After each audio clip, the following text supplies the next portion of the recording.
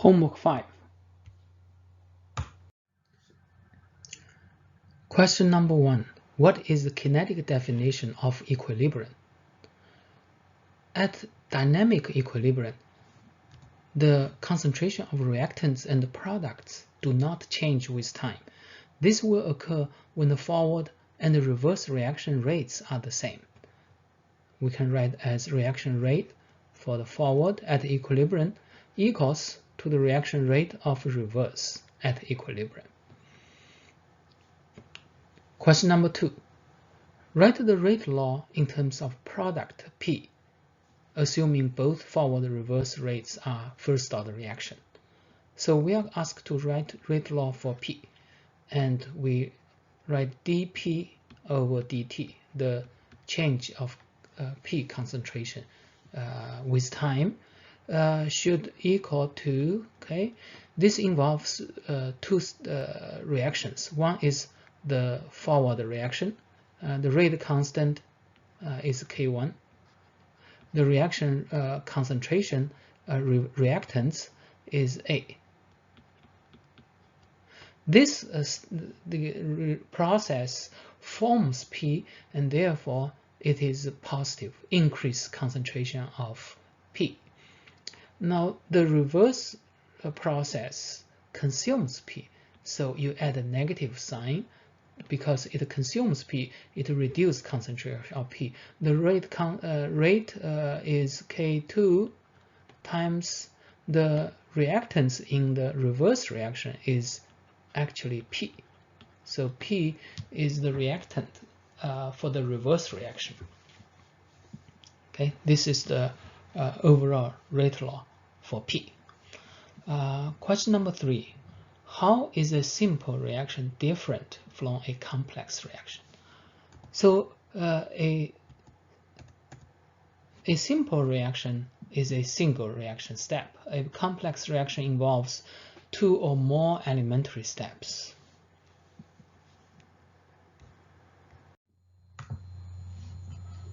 So in question number 4, it gives you a reaction, forward reaction is a second order, which has a reaction rate constant equals this number, and reverse reaction, which is a first order with a rate constant Kr, is this first order. It's first order because you have 1 reactant. Forward reaction you have 2. The question is what is the equilibrium constant for the reaction? So we have derived the equation in class that the equilibrium constant equals the forward rate constant divided by reverse rate constant. So in this case, if the rate order is different, then you need to times a unit concentration, and so that the unit of K is dimensionless, it doesn't have a unit. So make sure equilibrium constant has no unit. Alright, so forward rate constant divided by reverse rate constant. By multiply this one, the final answer has no unit.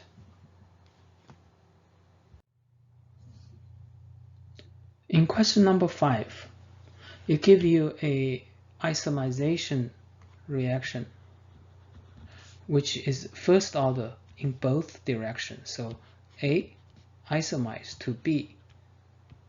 Forward, reverse, both are first order reaction. A temperature jump experiment shows that relaxation time is 27.6. So the relaxation time is defined as the x goes to initial divided by E. We derived in class that the time to change the x to x naught divided by E is this equation. So that's the relaxation time in theory, which in this case is measured to be 27.6. Okay, it also tells you the forward rate constant is 12.4. So this is given 12.4. It asks you to calculate the reverse rate constant. So by some mathematical calculation, we can find KB to be 23.8.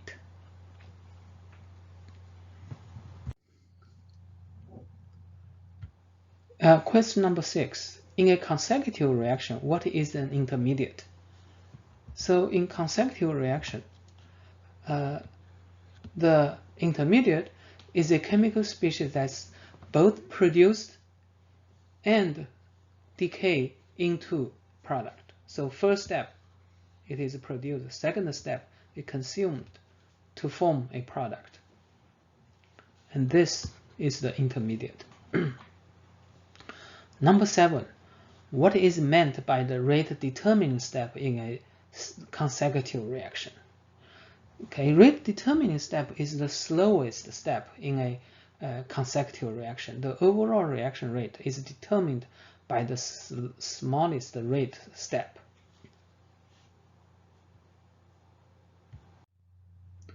In question number 8, it gives you a consecutive reaction and asks you to determine the time for the intermediate B to be at its maxima.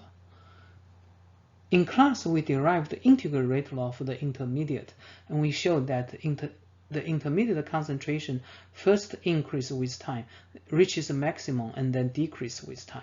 And we showed that by using calculus, we can find the time for the concentration to be maximum, and the equation is like this.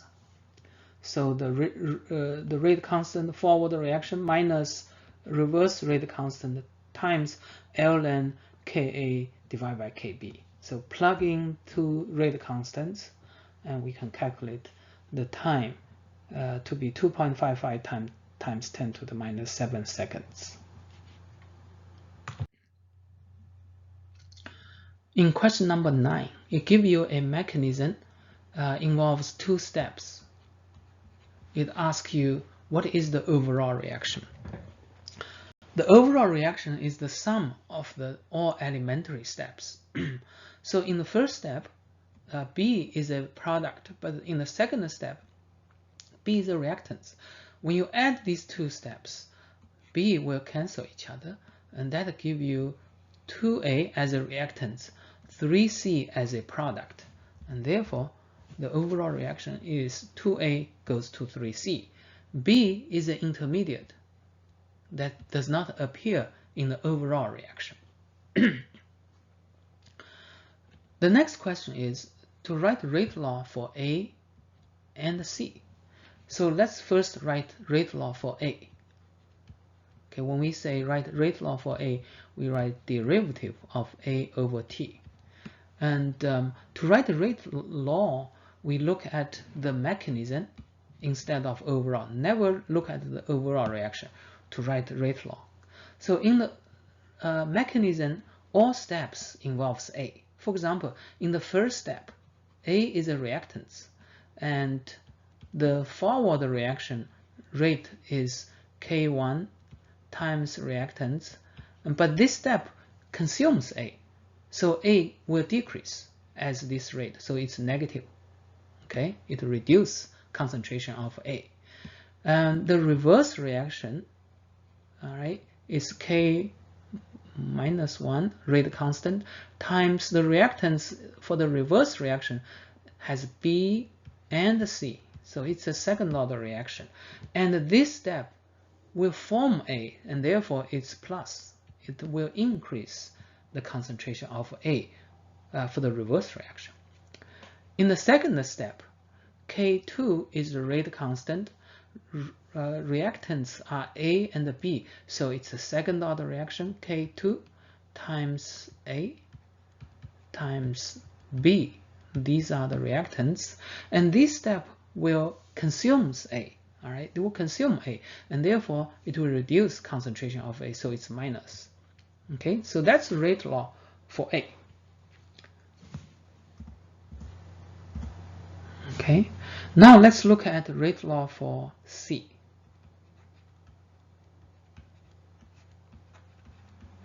Again, we look at the mechanism and we see all the steps involve C. And let's write each of them. For the first step, forward reaction, again, is K1 times A, because A is the reactance. K1 is the rate constant. Now this step forms C. So form C, so therefore it's positive. It increases concentration of C. What about the reverse reaction? Reverse reaction is a K minus 1 times the reactance for the reverse reaction is B times C, and this step consumes C, and therefore it's negative. Okay, it's second order, and it consumes C, so it reduces concentration of C. What about the second step? The second step, rate constant is K2. The reactance is again A and B. So does this step consume C or form C? It forms C, so it's plus. It will increase the concentration of C. Now this is the rate law for the second step, but the second step, C has a coefficient 2. Okay, that means the rate formation rate for C is twice the reaction rate. Okay, for the reaction rate, so it's twice times 2 for C. Okay, it's important. Notice the coefficient. Now, if you write rate law for A, because coefficient is 1, and therefore you don't times 2, and that's here, K2. So both K2 times AB, but for A you don't times 2, but for C you have to multiply by 2 because the rate is twice of the reaction rate. Okay, that's it.